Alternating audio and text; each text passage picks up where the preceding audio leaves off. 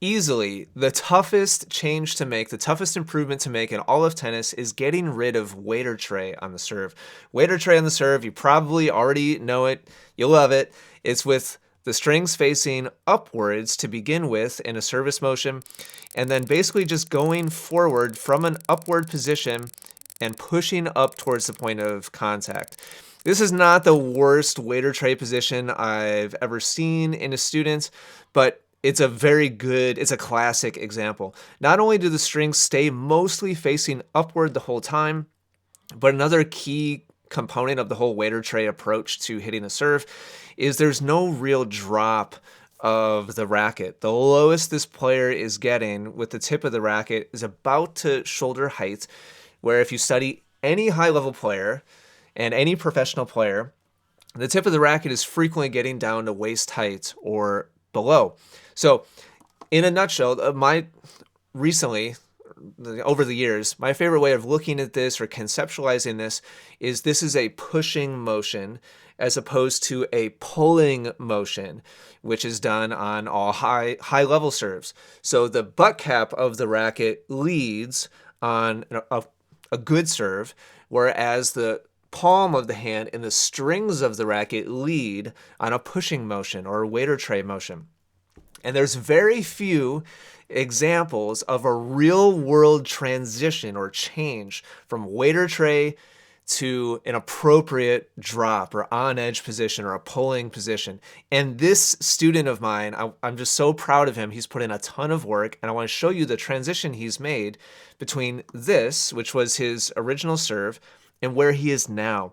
He came to work with me in May of 2023, and this is his original serve, what his racket drop, I'll put that in quotes, looked like, and what the edge of his racket or lack of edge of his racket looked like. So this was his setup position, his drop, and then his approach, his kind of swing up towards contact in May of last year.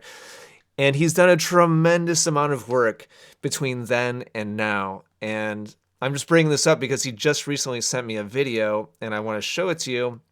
Here's an update from that same student. He's continuing to send me some videos and share progress with me. And I want you to look at now this drop position. Look at how much deeper his racket is traveling. This is somebody, I'm sorry, Mark, I don't know your age off the top of my head, but I'm pretty sure he's in his 50s.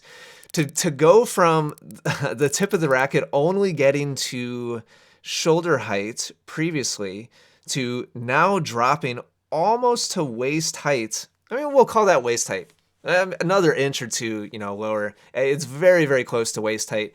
He's creating like an extra foot and a half of range of motion with the racket dropping downwards.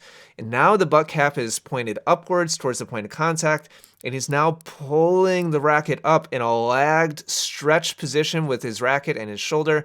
And now he has the ability to actually release the racket head and create some snap, none of which he had before because of the waiter tray position. So what has he done? What is the work that he's done? Well, the first couple steps, and this is the hard part, the first couple steps are really painstaking because breaking the body and the mind away from this idea of I need my strings facing the ball so that I have the safety of the strings facing the ball so I know where the ball is going, so I can kind of connect those two pieces in space. Breaking free from that and facing your strings in a completely different direction is really, really hard. And most of the time we spent when he was here in Milwaukee in May was basically just that, slowly, methodically turning the hand inward instead of facing the hand upward, and learning what it felt like to have his hand and his strings facing a completely different direction in the back and towards the bottom, so that he could create that stretch and create that dropped position, and then learning how to totally relearn how to connect the dots between that weird, totally different position and on up towards contact. That's freaking hard. I honestly, truly believe it's the hardest change to make in tennis. So I'm telling you, he started working on this almost a year ago. It's the middle of April right now. Started working on this 11 months ago. And it started looking like a proper racket drop after a couple months of work. And now, almost a year into it, he's getting more relaxed, more fluid. Here, I'll show you some of his serves. So I think these are just full speed serves. So you saw the before in slow motion. Here's what his serve is looking like. I actually haven't even watched this yet. Now he's starting to transition through at full circular, proper drop position with a pull position with his arm in his hand. He's actually creating some snap now. I'm just so proud of my student. And I'll just tell you in full transparency, I've worked with a lot of students on the same problem.